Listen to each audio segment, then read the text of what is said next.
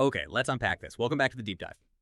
Today, we are undertaking a pretty high-stakes investigation, really, looking into the future of New York City. I mean, it's not just an economic capital, right? It's this huge global symbol, commerce, culture, everything.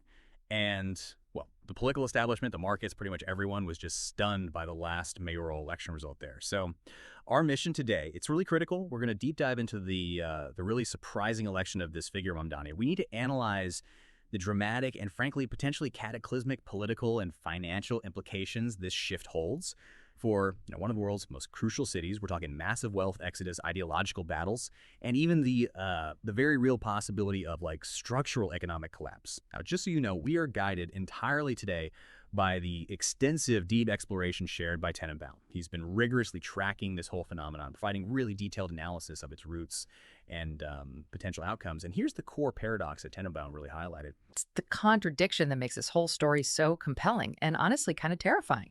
How did the capital of global capitalism, I mean, a city defined forever by Wall Street, by wealth, by profit, how did it elect a leader described as being on the extreme fringe, someone running on, punishingly high taxes and overtly anti-capitalist policies? It's this radical shift, and Tenenbaum suggests it threatens to just unravel the whole economic identity of New York City in ways we haven't seen before. It really is like a political earthquake, isn't it? As Tenenbaum assessed it, the shockwaves are primarily hitting the economy and they're echoing through, global financial centers. He pointed out Mamdani's now leading what is, in many ways, you could argue, the most important city in the world. Yet his entire program, his stated policies, they seem, well, explicitly designed to dismantle the very engine, that financial infrastructure that makes the city tick, and crucially, generates its tax base. Yeah, the tension is just, you can feel it. So let's start where Tenenbaum began, with the man himself, Mamdani, and the immediate context that didn't just allow this, but maybe even encourage this radical political rise. Okay, yeah, we have to start with just the sheer ideological weight of this election win. Mamdani is the mayor of New York. That office, it controls an extraordinary amount of power and budget. And Tenenbaum really emphasizes his highly left-wing, or you could say intensely progressive, stance, which, according to Tenenbaum, places him firmly on the political extremes.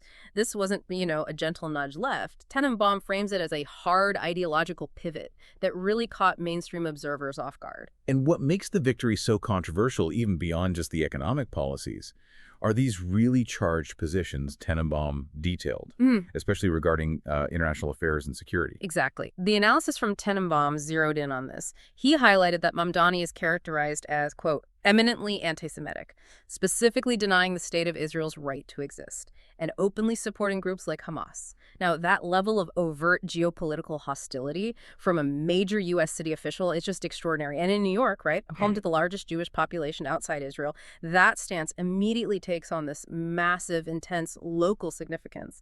It must create this huge internal conflict for voters there. I mean, how is it even possible that a figure holding these, well, radical anti-Israel positions still got meaningful support, even from parts of the community seems to be antagonizing? Well, Tenenbaum's data, or the information he presents, suggests this profound polarization.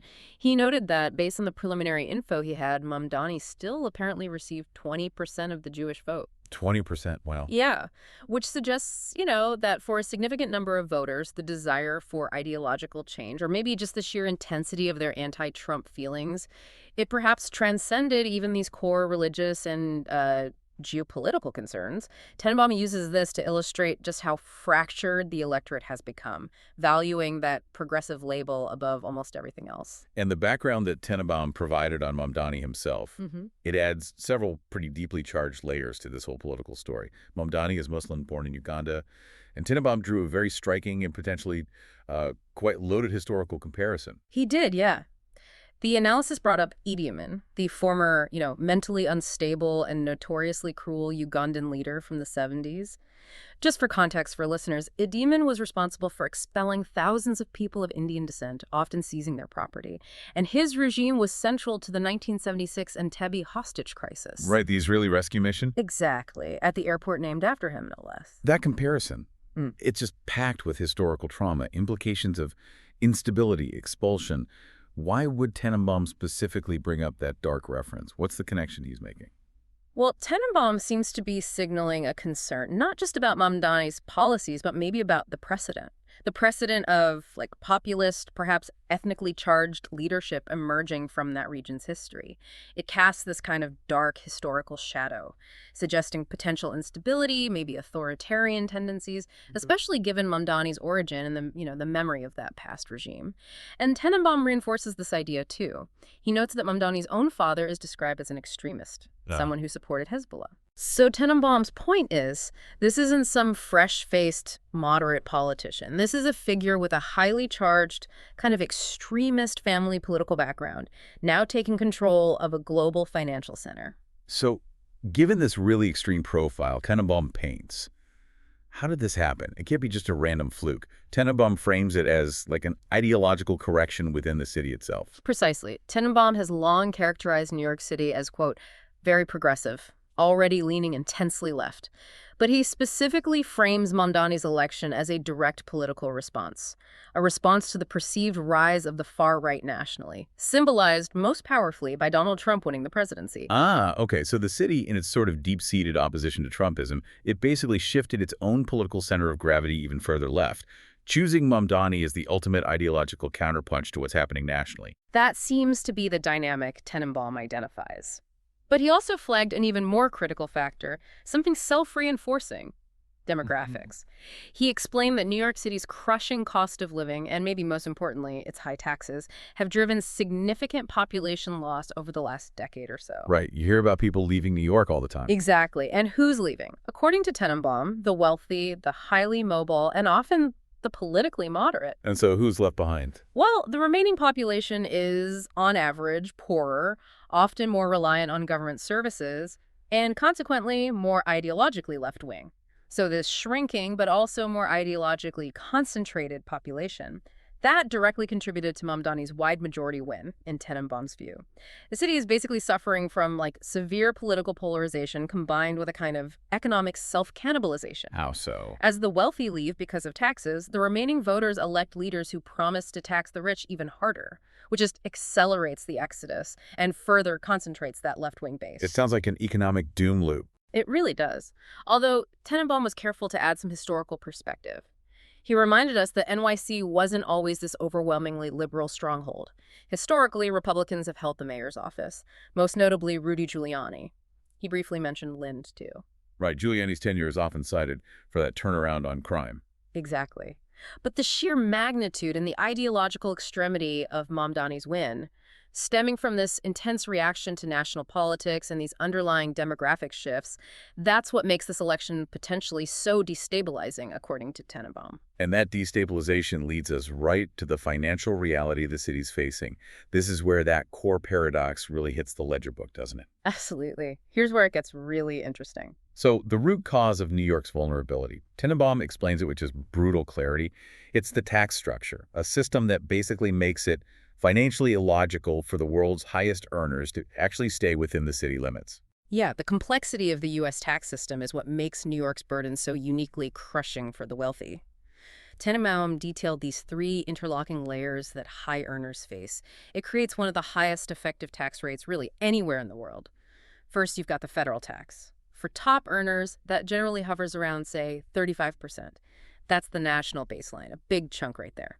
But New York doesn't stop there. It starts piling on top. Exactly. Then you have to add the state tax. New York State is notorious for this, one of the hot state taxes in the U.S., typically pushing up near 10% for those top brackets. So now you're already pushing 45%.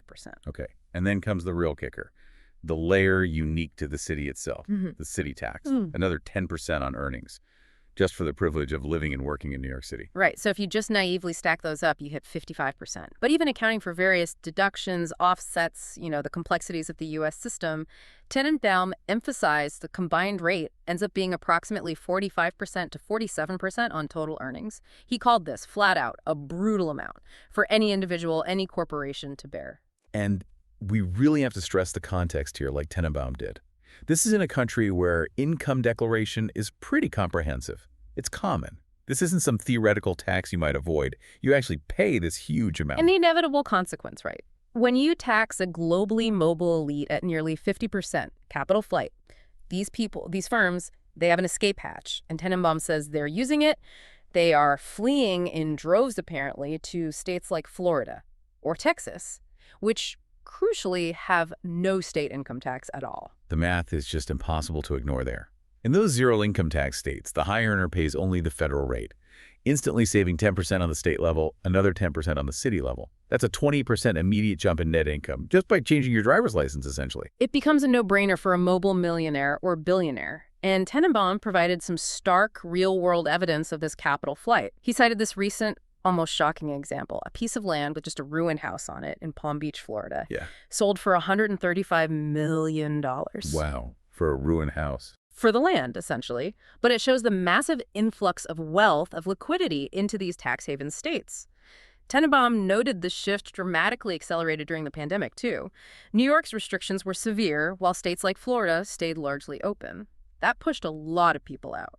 Okay, so the city is already struggling under the weight of this exodus. And now, Mamdani's platform seems almost designed to take a sledgehammer to whatever wealth base is left. Well, his campaign slogan was literally "Tax the Rich," paired with this promise of offering free healthcare in New York City.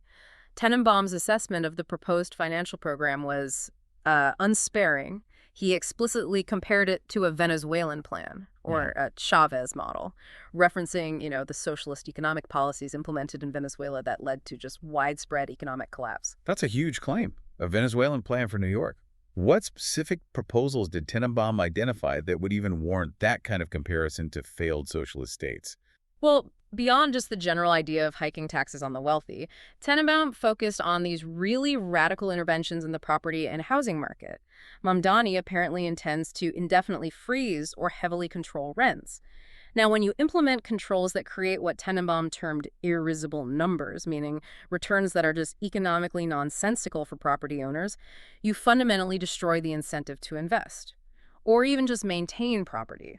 Tenenbaum argues you're essentially seizing private value without any formal nationalization. So existing landlords get punished, and any new construction or even basic upkeep just stops overnight. That's the logical outcome Tenenbaum points to. And other proposals he detailed include taxing unrented apartments, which sounds like it forces properties onto the market, but often just results in owners selling to avoid the penalty, kills the rental stock. And then there's this really ambitious and likely immensely costly idea of converting commercial buildings into residential ones.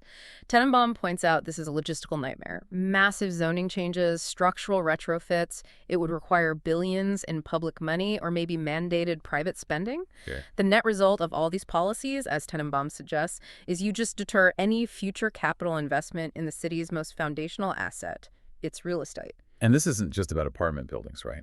This risk extends to the giants, the financial institutions that really anchor the city's economy. This is the tipping point Tenenbaum identified, the threat to New York of core financial infrastructure.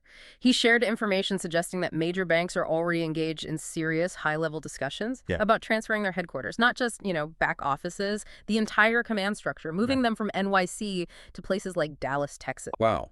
If the banks actually leave, New York stops being New York in a fundamental way. That's not just a revenue problem. That's an entire ecosystem collapsing. All the supporting law firms, accounting services, specialized traders, they all follow that financial gravity, don't they? And Tenenbaum hammered this point home with a really strong, sobering historical analogy: the Detroit warning. He argues New York seriously risks becoming the next Detroit.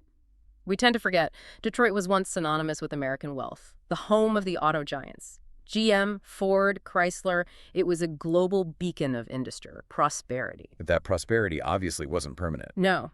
Tenenbaum noted that starting in the 60s, this combination of rising crime, policy changes, deindustrialization, it caused a catastrophic collapse. The city just descended into decades of poverty and ultimately suffered the largest municipal bankruptcy in U.S. history. He even reminded us that collapse formed the dystopic backdrop for the movie RoboCop. That analogy is just chilling. A city so broken, its basic economy gone, that law and order itself just fails. And Tenenbaum sees a similar potential trajectory for New York under these policies. The highest taxpayers leave, the financial base collapses, the tax revenue vanishes, and the city is left with mostly its poor, which just accelerates the decline into insolvency. And we have to face the reality, don't we, that cities, unlike the federal government, they aren't immortal financial entities. Tenenbaum made it clear. Cities are legally kind of like corporations. They can, and they do, fail. He underscored that New York has been perilously close before.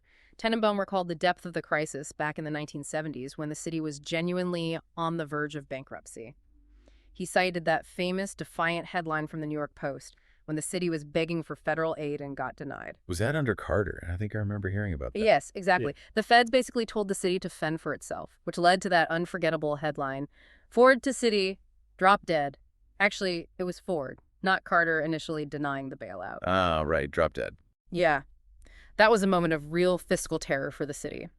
And Tenenbaum reminds us that Mamdani's policies risk resurrecting that exact crisis. But this time, maybe with even fewer economic levers left to pull.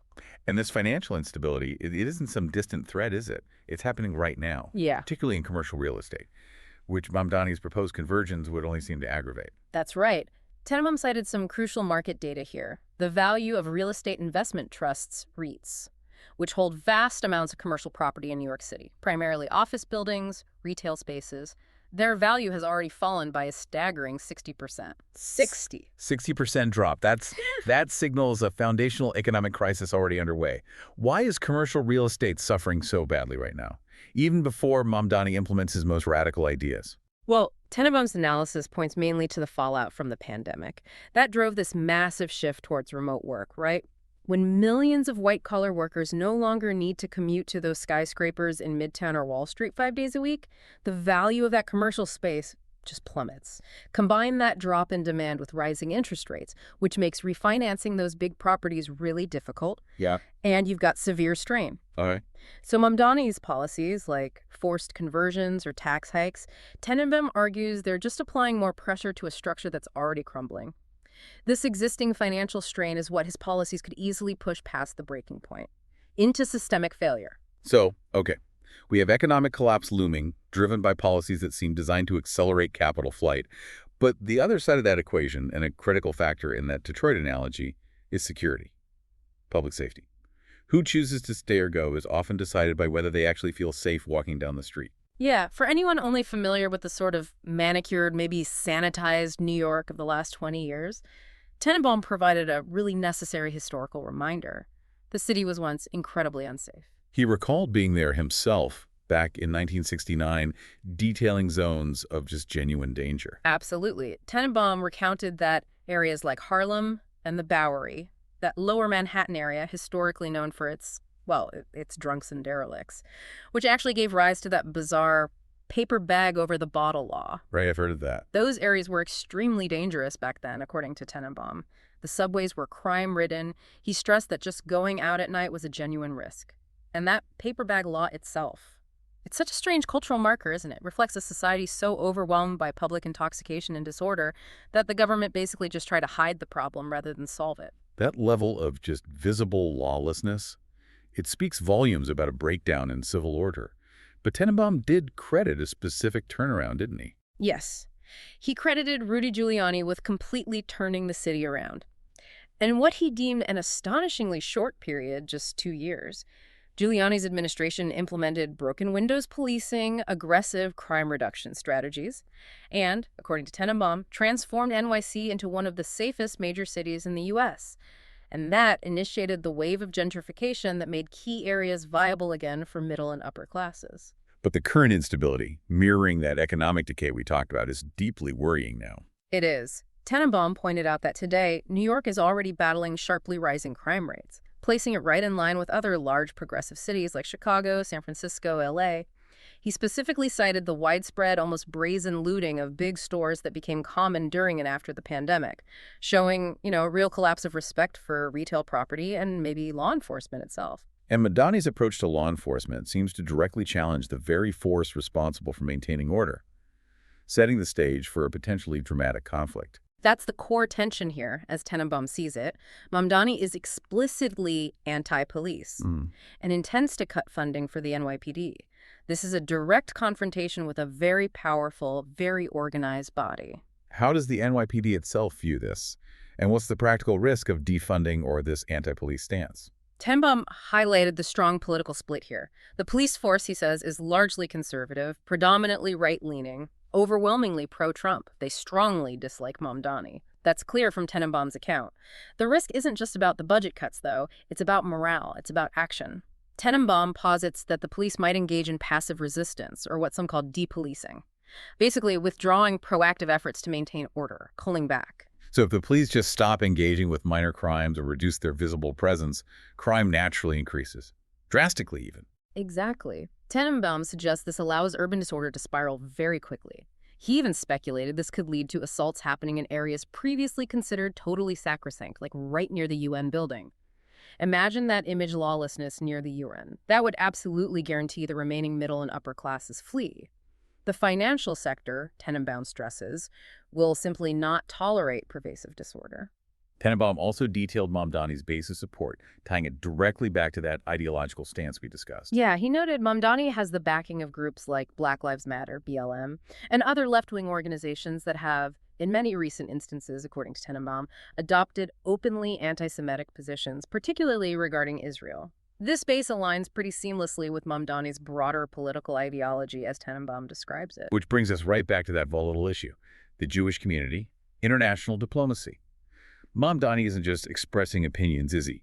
Tenenbaum says he's issuing threats of actual official action. Tenenbaum confirmed the severity of these threats, yeah. Mamdani has apparently stated he would attempt to arrest Israeli Prime Minister Netanyahu if he visits New York, invoking the city's jurisdiction in what would be a massive diplomatic affront, just huge. Wow. Furthermore, he declared he would cut all city ties and, crucially, city investments with the State of Israel. A local mayor trying to set hostile foreign policy against a major U.S. ally. That seems completely unprecedented and incredibly irresponsible. It's an intensely antagonistic way for a local leader to insert himself into global relations, absolutely. And Tenenbaum reported on the direct consequence of this rhetoric: massive anxiety within the local Jewish community. He confirmed speaking directly with community members who are genuinely fearful about the political climate under Mamdani. Did Tenenbaum think Mamdani would actually engage in direct physical persecution? Tenenbaum offered a bit of nuance there. He speculated that Mamdani wouldn't necessarily bite, as he put it, meaning he likely wouldn't engage in overt physical persecution of Jews. However, he warned that Mamdani would almost certainly create difficult, impoverishing conditions. Tenenbaum used the Spanish term empobrecer to describe it, making economic life and safety increasingly precarious for specific communities. So using policy, using taxation, using a hostile police climate maybe to squeeze capital and opportunity out. And the irony just remains so profound, doesn't it? New York City, home to the largest concentration of Jews outside of Israel itself, making this ideological conflict incredibly domestically painful. So you've got this economic collapse risk tied to an ideology that's already driving away the tax base, paired with a security risk tied to an anti-police, anti-Israel stance. The stage seems set, according to Tenenbaum, not just for civic failure, but for a massive national political battleground. So what does this all mean for the bigger national political picture? Tenenbaum had a really surprising take regarding Mamdani's main political opponent, didn't he? He did. He suggested, quite counterintuitively perhaps, that Mamdani's win is actually marvelous for Donald Trump. Marvelous. How can the rise of an extremely radical, progressive Democrat possibly be good for the presumptive Republican nominee? Well, Tenenbaum explains it this way. Mamdani provides Trump with the perfect extreme rival. He's such a polarizing figure, so anti-establishment, so highly visible, that his mere presence automatically helps consolidate the entire Republican base nationwide. Trump can easily paint the entire Democratic Party with Mamdani's brush, rightly or wrongly, forcing moderate voters potentially into the Republican camp simply as a vote against that perceived extremism. Mamdani becomes the poster child, in this view, for everything the right fears about the modern progressive movement. And Trump also has very specific, very powerful leverage over New York City itself. Leverage that could potentially starve Mamdani's administration of needed funds. That's the key practical mechanism Tenenbaum identified. Yes, Trump, as president, would have the direct ability to cut numerous federal aid programs to NYC. Cities like New York rely heavily on federal funding for transportation, housing, social services, you name it. If that federal spigot gets turned off, or even just reduced, the city instantly lacks the funds required to sustain Mamdani's radical and likely fiscally irresponsible promises, which would just accelerate the financial crisis Tenenbaum predicts significantly. So Trump essentially holds a kind of financial veto over Mamdani's most extreme budget proposals. Precisely. And furthermore, Tenenbaum noted, Trump will leverage Mamdani's extremism relentlessly in the media. The right-wing press will give Mamdani constant, massive coverage, highlighting every controversial statement, every negative crime statistic, and this serves to distract the electorate, potentially, from other, more moderate Democratic candidates who might pose a more genuine threat to Trump. This really highlights the deep internal dilemma facing the National Democratic Party, doesn't it? Mamdani, despite running as a Democrat, seems almost anathema to the party's mainstream wing. Oh, the Democratic establishment is terrified of being associated with him, according to Tenenbaum. He highlighted this intense political discomfort by pointing to the silence of key figures, specifically Chuck Schumer, Senate Democratic leader from New York, and importantly, he's Jewish. Schumer conspicuously did not support Mamdani, chose to remain silent during that critical election period. Why the silence from such a major state leader, especially his own state? The analysis Tenenbaum offers suggests political survival, pure and simple. Schumer, though a powerful moderate himself, likely feared openly endorsing Mamdani because of his extreme views, especially on Israel. Makes sense. But he was probably equally unwilling to directly challenge him in a heavily progressive city electorate for fear of alienating his own base and facing a primary challenge later. That silence, Tenenbaum argues, speaks volumes about the ideological chokehold the radical left now has on primary elections in these deep blue cities. And who does Tenenbaum identify as the likely mainstream Democratic challenger to Trump on the national stage, if not the wing Mamdani represents? The likely figure Tenenbaum pointed to is Gavin Newsom, the governor of California. He characterized Newsom as, composed, well-groomed, often compared his demeanor to Jimmy Carter's. Calm, maybe a bit technocratic. Right. However, Tenenbaum also noted that Newsom is simply less interesting and certainly less fun for the 247 media cycle than the firebrand, controversy-generating Mamdani. Newsom struggles, in this view, to command the same level of constant attention that extremism tends to generate. What about Barack Obama's reported involvement? I heard he offered to serve as an advisor to Mamdani. Doesn't that offer some measure of legitimacy or establishment backing?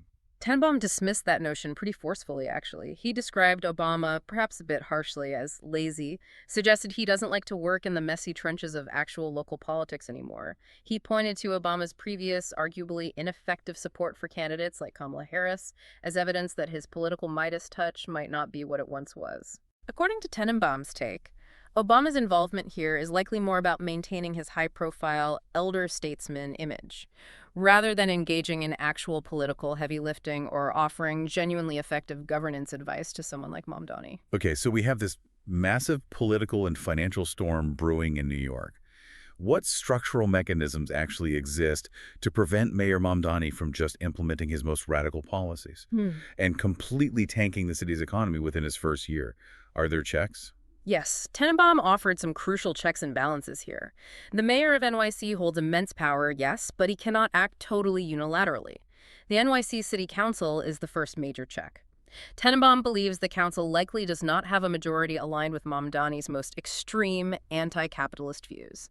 That immediately limits his ability to just pass radical tax hikes or forced property conversions through legislation. But the true, maybe final barrier, especially when it comes to things like property rights and finance, that lies with the courts, right? The judiciary. Precisely. Tenenbaum views the courts as the main and probably most effective institution that will ultimately cut Mamdani's wings, as he put it. Any really radical policies concerning property rights, aggressive rent controls that might violate contract law, overly punitive taxation schemes, all of those are almost certain to be challenged in state and federal courts.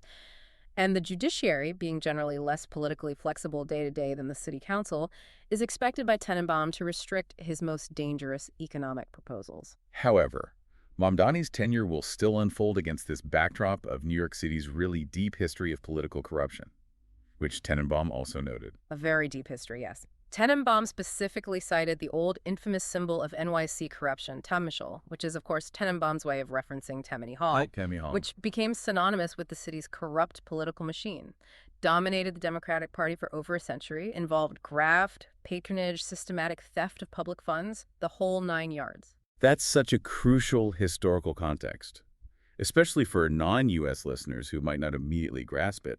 Tammany Hall was basically institutionalized political crime. Exactly. And Tenenbaum noted that the real cleanup efforts only truly began way back in the 1930s, with reformers like Mayor Fiorello LaGuardia.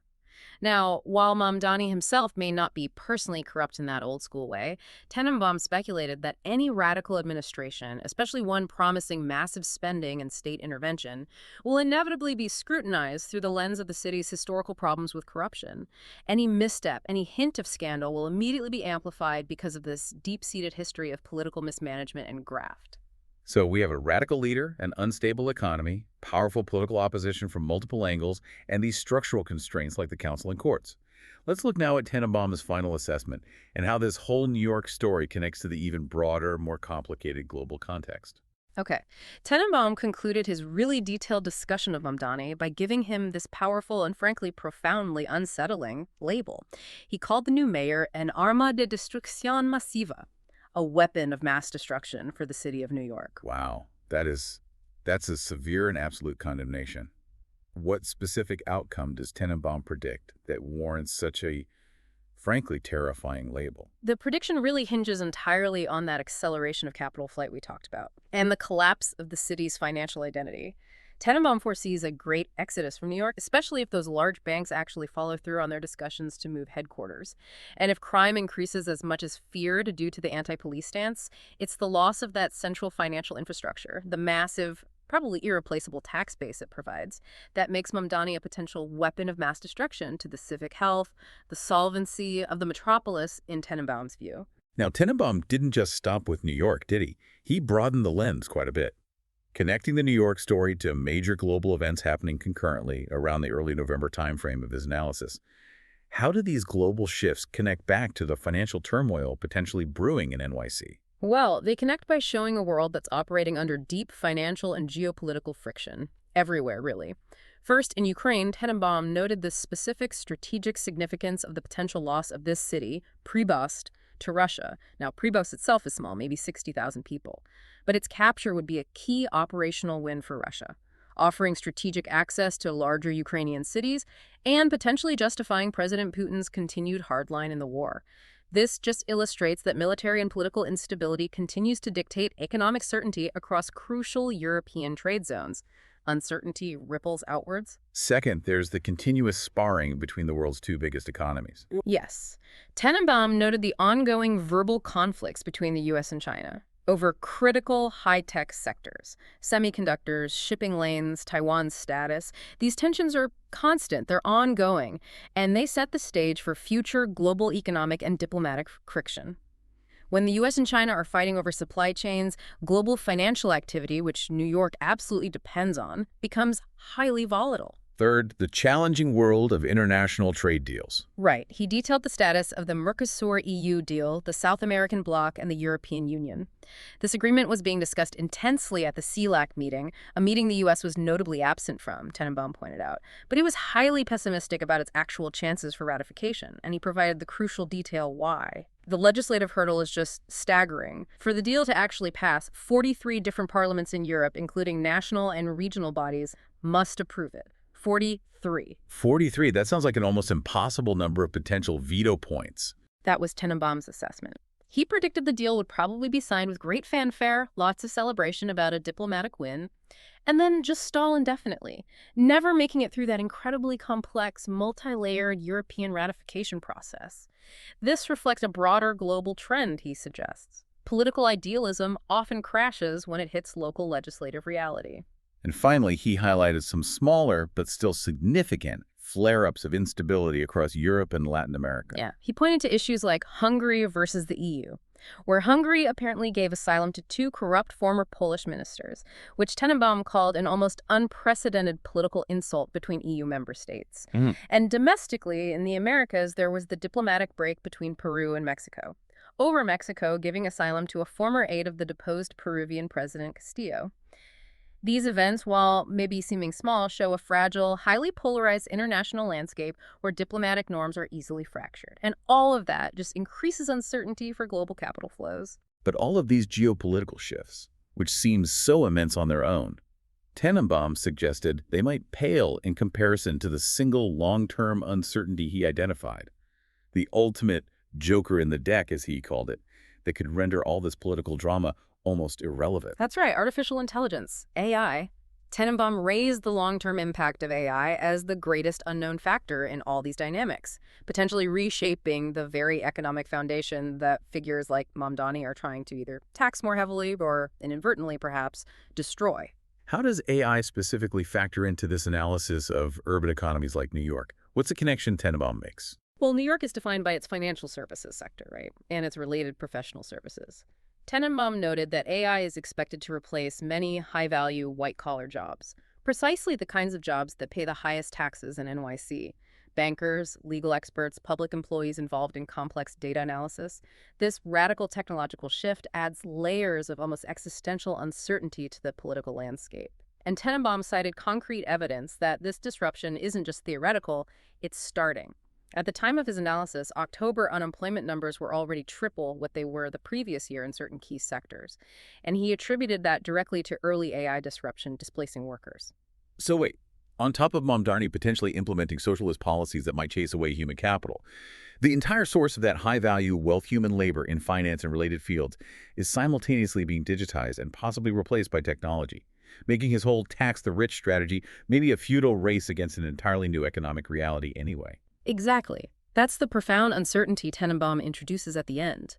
That radical technological shift means that figures like Mamdani and the political battles around them might not actually matter that much in the long run. If the entire economic foundation of the city, which relies on that dense concentration of high-earning humans, disappears entirely due to automation and AI. So what does this all mean then? Where does Tenenbaum leave us? Well, we've taken a really deep dive today, guided by Tenenbaum's expansive analysis into the massive stakes surrounding Mamdani's election in New York City. This is a story not just of political change, but of potential structural failure, driven by this dangerous combination, as Tenenbaum sees it, of extreme ideological policies, punitive taxation, the threat of severe crime increases, and maybe a complete misunderstanding of how mobile global capital actually works. Yeah, that historical comparison to Detroit, which Tenenbaum emphasized. The confirmed 60% drop in commercial REIT values he cited, and the report that major banks are having very real discussions about moving headquarters to Dallas. All that confirms, in Tenenbaum's view, that this isn't just political posturing. It's a tangible threat to the global financial system centered in New York, and maybe lessen in the fragility of even the world's most powerful cities when ideology seems to triumph over economic reality. Gaining this deep context from Tenenbaum helps you understand not just what happened in New York's election, but how extreme local policies can interact, sometimes catastrophically, with global financial realities and these historical precedents of urban failure. The system does have checks and balances, the city council, the judiciary, as Tenenbaum noted, but the damage caused by rapid capital flight, if it really takes hold, can be incredibly hard to reverse. And that simultaneous rise of artificial intelligence, alongside the threat of banks potentially moving their headquarters, it raises a profound and really immediate question that builds directly on Tenenbaum's analysis. If a city like New York loses its central financial infrastructure, and the massive source of high-value employment, the very basis of its tax base, is increasingly digitized, automated, and mobile, what does the job of mayor even mean in that future? Who precisely will be left to govern, and what resources will they have? Right. And how will a radical political agenda focused on taxing geographically bound wealth handle a future where that wealth source is no longer bound by geography at all, making punitive city-based taxes functionally impossible to enforce effectively? That's a massive challenge for the future of urban governance everywhere, not just New York. Definitely something for you to think about until the next deep dive.